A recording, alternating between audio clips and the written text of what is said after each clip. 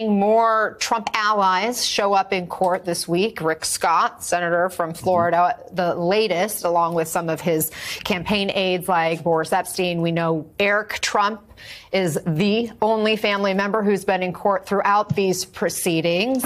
What do you make of what Vaughn just shared with us and those comments from Senator Scott?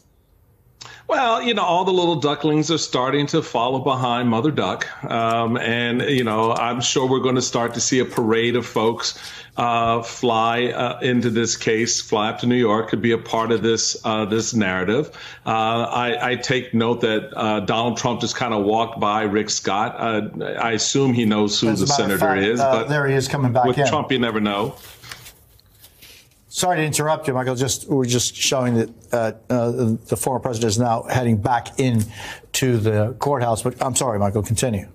Okay. Yeah. And this is the other thing. I mean, I don't think we need to detail every movement of Donald Trump. It plays into his narrative to make him something other than what he actually is. And that's a criminal defendant. And I think we need to be very careful about that and how we present this story to the country. And that's important when it comes to what we're talking about. Someone like Rick Scott or others coming up and being able to mouth the words that Donald Trump has been gagged from doing. It's laughable to go after the judge's daughter who contributed money to a campaign, to a Democratic campaign.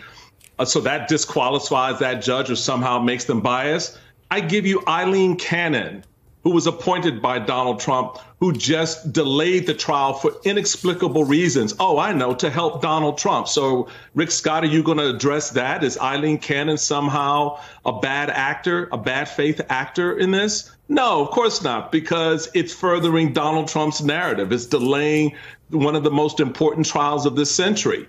So I think we need to put all of this in perspective and understand exactly what's happening here and treat it the way we would any other scenario involving Donald Trump. And that is making sure the lies are rebuffed and refuted and not leveling up his storyline any more than we already have, because it just bakes in a narrative about him that undermines the case that he's involved in. And that is, let's let the case play out and let the jury decide his guilt or innocence instead of trying to, play along this sort of TV narrative with Donald Trump coming out and spewing crazy. And right now, the Judge Merchan, is asked to get back to the witness inside that courthouse. And Michael, it's interesting because oftentimes one wonders how much of this could play a part outside, right? And then we're looking at 6 months till the election. Elise was just saying that for the most part, most people have who Trump is, according to them, baked in. Is this something that you think could change the needle?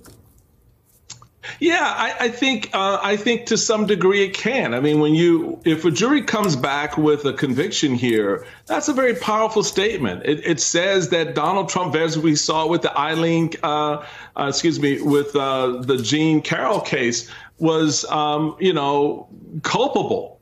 And as he's been shown culpable in the past, whether it's Trump University or managing his business affairs.